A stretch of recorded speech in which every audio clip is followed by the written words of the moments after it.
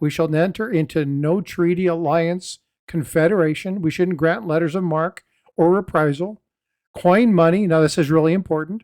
Emit bills of credit. Make anything but gold and silver coin a tender in payment of debts, or pass any bill of retainer, ex post facto law, or law impairing the obligation of contracts, or grant any nobility of title, or title of nobility. Same thing.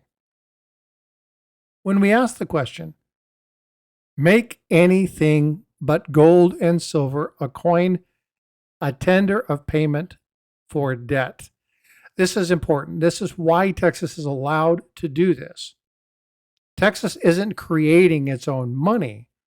It's creating a process by which to transfer assets, liabilities, both physical and electronic. All right, so how do you do this? Well, first thing we need to understand is we need to understand that this isn't the first time they've done this. In fact, in 2023, they issued this. It's actually SB 2334. If you want to look at it, it was by Hughes Finance, April of 2023. And as it was filed, they were stating that they wanted to look into proposing a comptroller account based from the state of Texas that allowed for the contracting and the running of silver and gold as a backed buoyancy. Now, when they're talking about that, they're talking about the establishment and administration of a digital gold currency. Now, it's very important that we understand this because the new law has changed in verbiage very slightly. But they're talking about a creation of something that many people, well, don't necessarily like, and that is a CBDC. So we're going to be getting into the CBDCs. In fact, there was a discussion, a concurrent resolution, where the federal government, the Federal Reserve to be more specific, was exploring the potential benefits and risk of implementing CBDCs. Central bank digital currency, for those who don't know what a CBDC is. And they hadn't really given key issue to the insights and the issues regarding a CBDC.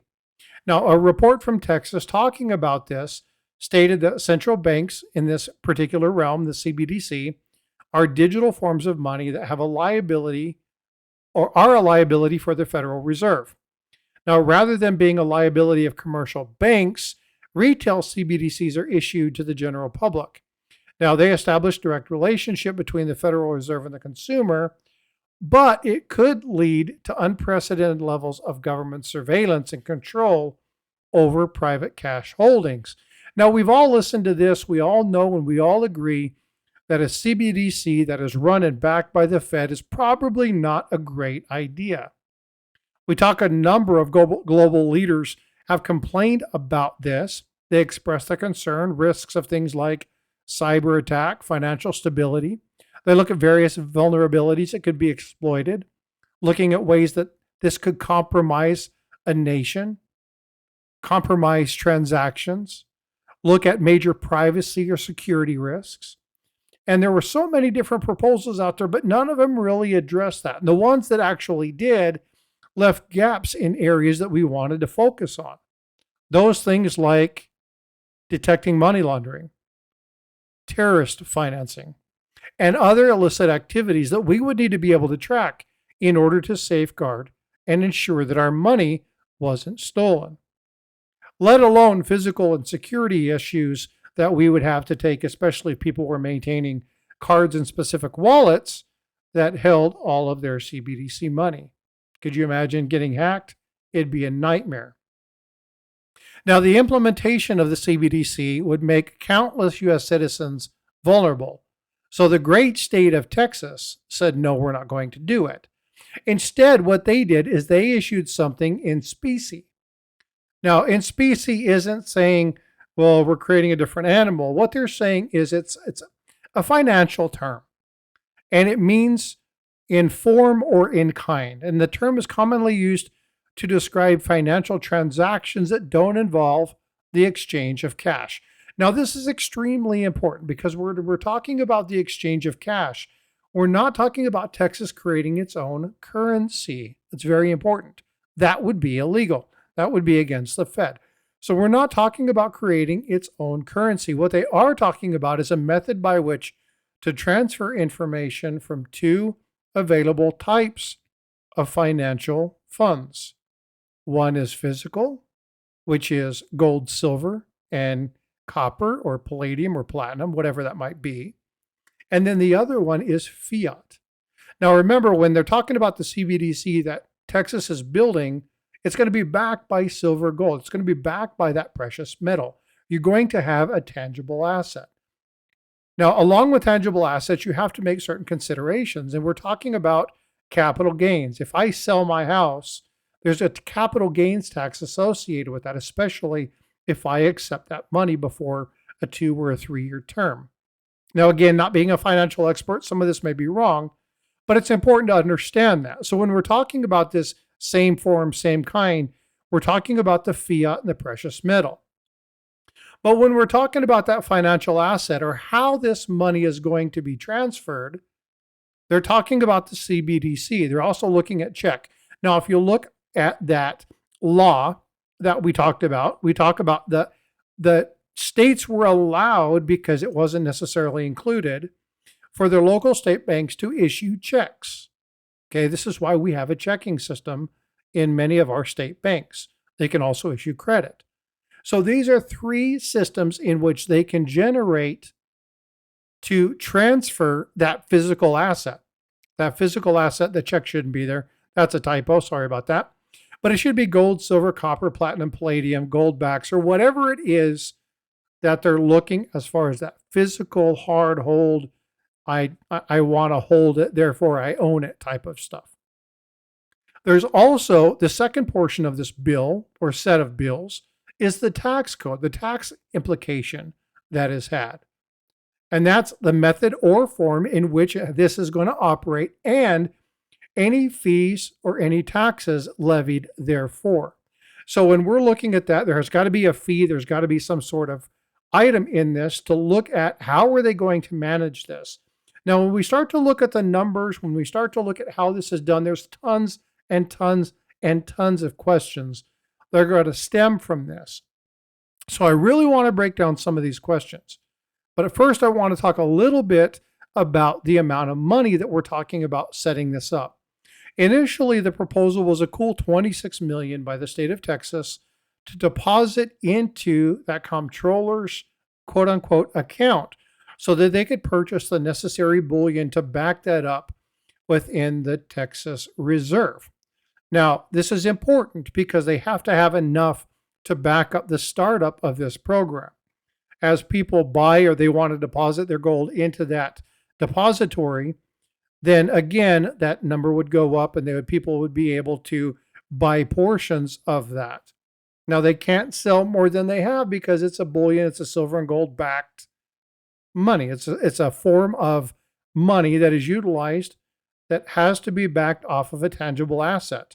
But if you want to change and make that asset fiat, you can do that as well.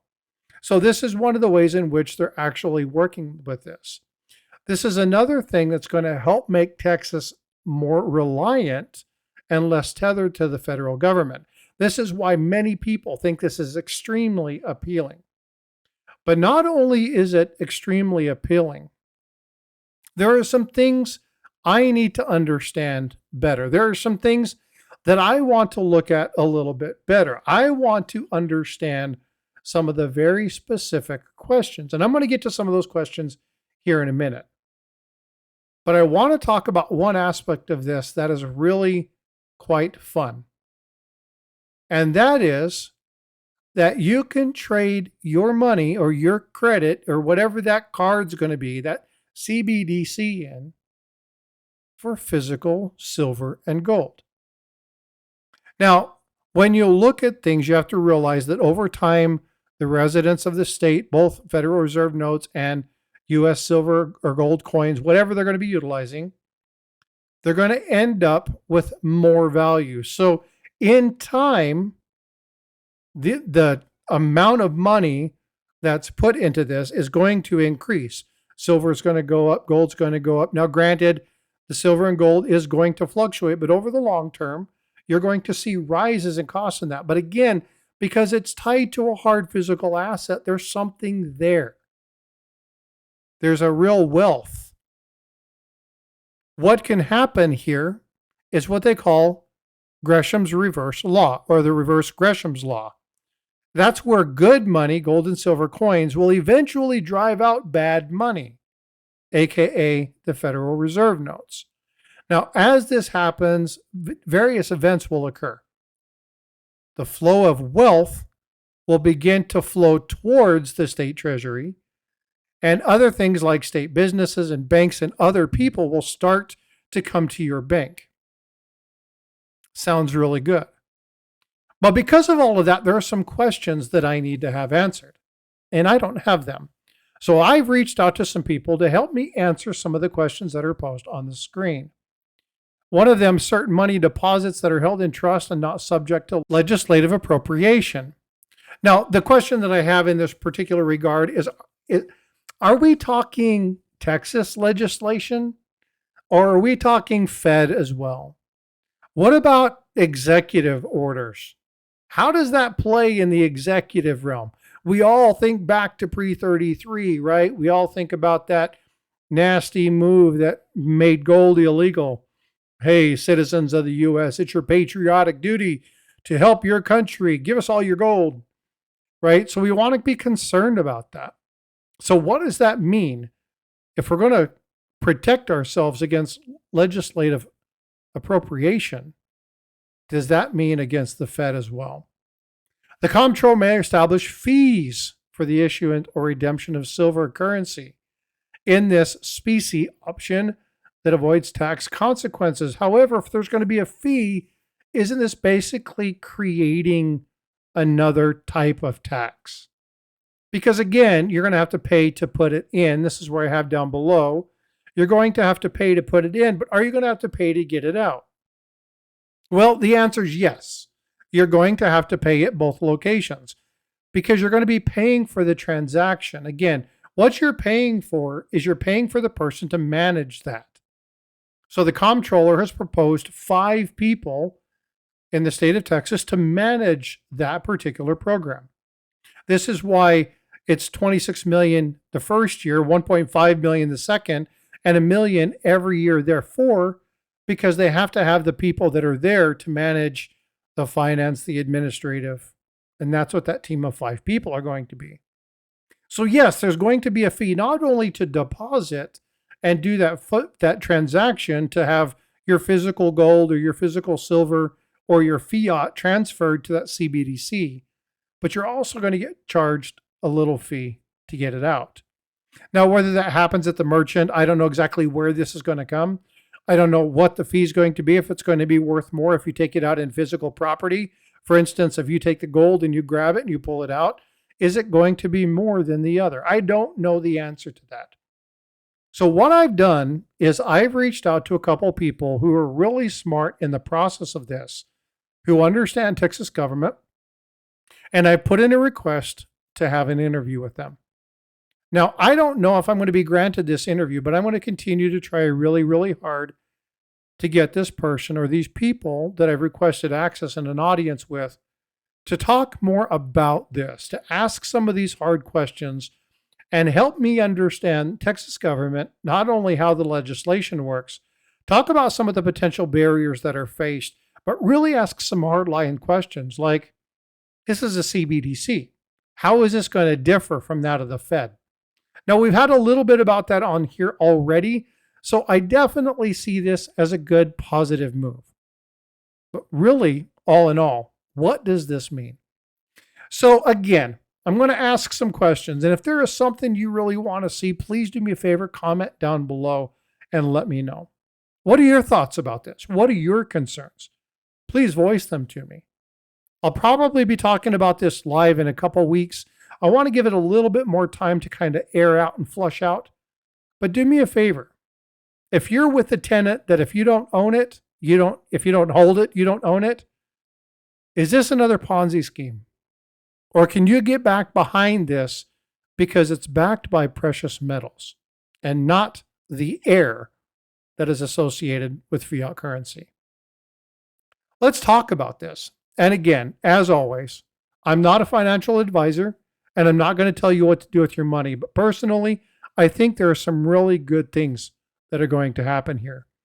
I really hope that the people that I've invited to interview will accept. And if they do, I will make sure you're more than aware of it. All right, ladies and gentlemen, thank you so much for your time. I hope this has been a benefit. I hope you've learned something here, and I hope you have a bunch more questions. It's time for us to think critically, to ask ourselves, how can this go wrong? And how can this go right? But we know the worst Christmas gift ever received, December 24th, 1913. We got to make a change, folks. We got to take back our country, and we got to make sure that we take back our finances and the resources of which they should have continued to be based upon. All right, folks, love you. Be well, be blessed, and I will see you in the streams. Take care.